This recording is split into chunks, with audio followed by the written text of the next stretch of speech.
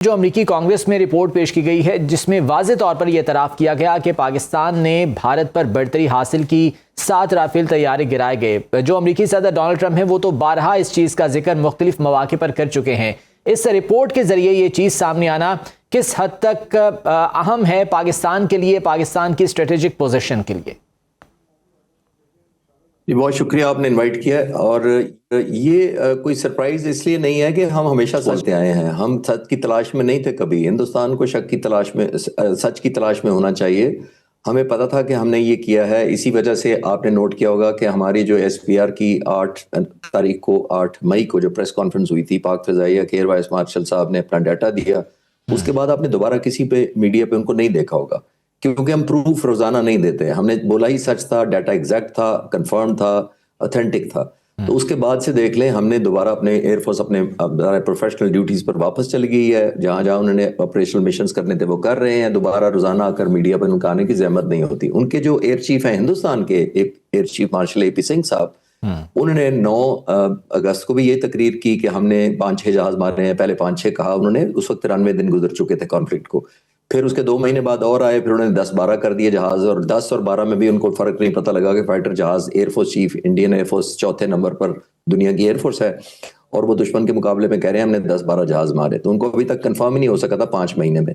ہم نے ڈے 1 پہ کہا تھا، وہ یہ جو امریکن کانگریس کی رپورٹ آئی ہے، ان کے پاس بہت سارے ان پٹ ہوتی ہے، ریسورسز ہوتے ہیں، سیٹلائٹس ہوتی ہے، الیکٹرانکس ٹریکس ہوتے ہیں، ڈیجیٹل فٹ پرنٹس ہوتے ہیں ان کے پاس۔ تو وہ پریزیڈنٹ امریکن شروع سے ٹھیک کہہ رہے تھے، اور آئندہ بھی وہ شاید، میں تو اس کا انتظار کر رہا ہوں کہ وہ ہمارے ثبوت ہمارے بیہاف پہ وہ دے دیں، تاکہ شاید کچھ سکون ہو جائے اس علاقے میں۔ صحیح۔ خالد صاحب، یہ جو رپورٹ پیش کی گئی اس میں یہ کہا گیا ہے کہ پاکستان نے چین کی جدید ٹیکنالوجی اور انٹیلیجنس سروسز کا بھرپور فائدہ اٹھایا۔ یہ اس خطے کے لیے کتنا اہم ہے، اور پاکستان کی اپنی عسکری قیادت کے لیے، پاکستان کی عسکری قوت کے لیے یہ کتنا اہم تھا؟ دیکھیے، یہ انڈیا کا ورژن ہے، اور یہ کیونکہ ہندوستان کے لوگ بہت زیادہ سوال کر رہے ہیں انڈین گورنمنٹ سے کہ یہ شکست کیسے ہوئی، اور اگر پاکستان نے جہاز مارے تو آپ کو کیسے، آپ نے نقصان ان کا کیوں نہیں کر سکے۔ تو اس کو ایک جسٹیفیکیشن یا ٹوسٹ دینے کے لیے ہندوستان کی گورنمنٹ اور ان کی مسلح افواج یہ کہتی آئی ہیں کہ ہم پاکستان سے نہیں ہارے، ہم تو چین سے ہارے ہیں۔ جب آپ یہ چین سے ہارنے کا کہتے ہیں تو میں آپ کے ویورز کو ریفریش کر دیتا ہوں، انڈیا کو بھی یاد کرا دیتا ہوں کہ یہاں ان کے اسرائیلی آپریٹرز آپریٹ کر رہے تھے ان کے ڈرون میزائلز کو۔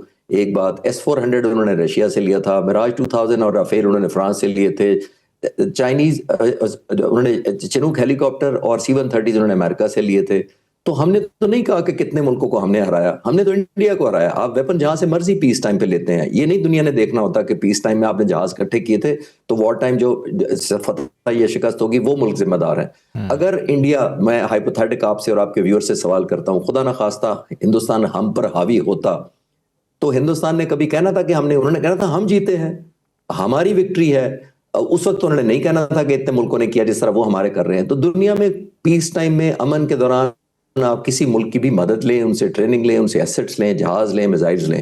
جب وار ہوتی ہے تو آپ نے امپلائی خود کرنا ہوتا ہے، انٹیگریشن خود کرنی ہوتی ہے، ٹیکٹکس خود کرنے ہوتے ہیں، اور وار لائک سینیریو آپ نے پیس ٹائم میں کرنا ہوتا ہے۔ ان کے chief of defence staff Anil Chauhan صاحب نے جو سنگاپور میں انٹرویو دیا تھا، انہوں نے خود مانا کہ 6 اور 7 تاریخ کو ہم نے ریلائز کیا ہمارے ٹیکٹکس فالٹی تھے، پھر ہم نے 10 تاریخ کو امپروو کر کے کم بیک کیا۔ یہ کس طرح کی ٹریننگ ہے جو آپ وار ٹائم میں، جب ہندوستان پاکستان ایئر فورس جیسی ایئر فورس کو چیلنج کر چکا ہے اور آپ ٹیکٹکس امپروو کرنے میں لگے ہوئے ہیں جنگ کے دوران، تو سٹرینج کوئی پوچھنا چاہیے نہیں چاہیے ان کے لوگوں کو۔ یہ خالد صاحب، انیل چوہان کی آپ نے بات کی، ابھی حالیہ دنوں میں جو بھارتی آرمی چیف ہیں انہوں نے ایک بار پھر سے ایک جارحانہ بیان دیا ہرزہ سرائی کی پاکستان کے حوالے سے، جس کے جواب میں رد عمل دیا وزیر دفاع خواجہ آصف نے، اور انہوں نے کہا کہ ہم اعتبار نہیں کر سکتے بھارت پر اور بھارتی فوج پر، جو کہ ان کے بیانات ہیں اس خطے کے لیے خطرہ ہیں۔ تو ایسی صورتحال میں آپ کے خیال میں پاکستان کو اپنی جو عسکری صلاحیت ہے، اس میں تیاریاں ہیں، اس میں کس نوعیت کی تبدیلیاں کرنی ہوں گی؟ دیکھیں، یہ تبدیلیاں کوئی ون ٹائم نہیں ہوتا، اور یہ پروسیس ٹائم بار نہیں ہوتا کہ ہم تیاری کرتے ہیں اور تیاری ختم کر دیتے ہیں۔ یہ آن گوئنگ ہوتا ہے۔ آپ نے نیئر وار لائک سینیریو جب ٹریننگ کرتے ہیں تو اپنے اپنے ویکیومز آپ ریئلائز کرتے ہیں، آرمی، نیوی اور ایئر فورس، جہاں جہاں آپ کو لگتا ہے کہ ویلیو ایڈ کرنے کی ضرورت ہے، کوئی ویکیوم ہے پلگ کرنے کی ضرورت ہے، لیتھیلٹی یا ایکوریسی یا سروائیول بڑھانے کی ضرورت ہے، تو یہ آن گوئنگ ہوتا ہے۔ ये पर्टिकुलरली कोई कैंपेन नहीं होती कि हम शुरू करेंगे फिर इसको बंद कर देंगे। हम इंडिया को ज़ाहिर असेस करते रहते हैं क्योंकि हमारा तमाम का तमाम जो परचेजेस होती हैं, प्रिपरेशन होती है, वॉर गेमिंग होती है, वो ईस्ट स्पेसिफिक है, इंडिया स्पेसिफिक होती है। हम हिंदुस्तान को ज़ाहिर है बड़ा क्लोजली मॉनिटर करते हैं उनकी डेवलपमेंट को, ऑल्दो हम weapon to weapon, aircraft to aircraft, submarine to submarine match नहीं करते, ना हमारा डिज़ाइन है। लेकिन ये हम ज़रूर करते हैं कि हम एक जज्बा ईमान के अलावा टेक्नोलॉजिकल एडवांटेज और ट्रेनिंग, दो चीज़ों की ज़रूर हेल्प लेते हैं, जिसकी मदद से हम वो कटिंग एज अपना एडवांटेज बरकरार रखना चाहते हैं और हमें रखना भी चाहिए। हमारी कंपल्शन होती है ताकि दुश्मन हम पर किसी स्टेज पर हावी ना हो सके। ठीक है। अच्छा, पाकिस्तान की चूंकि फ़ज़ाई हुदूद बंद है भारतीय परवाज़ों के लिए, और ऐसे में जो सियासी और अस्करी क़यादत है भारत की, वो एक जानिब ऐसे जारहाना बयानात दे रही है, बहुत बड़े बड़े दावे कर रही है, दूसरी जानिब एयर इंडिया का ये कहना है कि उन्हें शदीद नुकसान हो रहा है। तो ये कितना ज़्यादा जो है वो अहम है और कितना ज़्यादा आपके ख्याल में नुकसानदेह है ये भारत के लिए?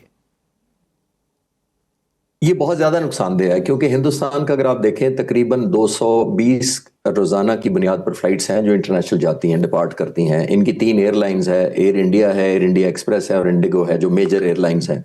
और ये 210 में से तकरीबन 170 के करीब दिल्ली से जाती हैं। अब आप दिल्ली की लोकेशन देख लें कि जब वेस्टवर्ड जाएगी टर्की की तरफ या यूरोप की तरफ कोई भी फ्लाइट, तो 170 की 70 को पाकिस्तान के ऊपर से गुजरना मजबूरी है शॉर्टेस्ट रूट के लिए।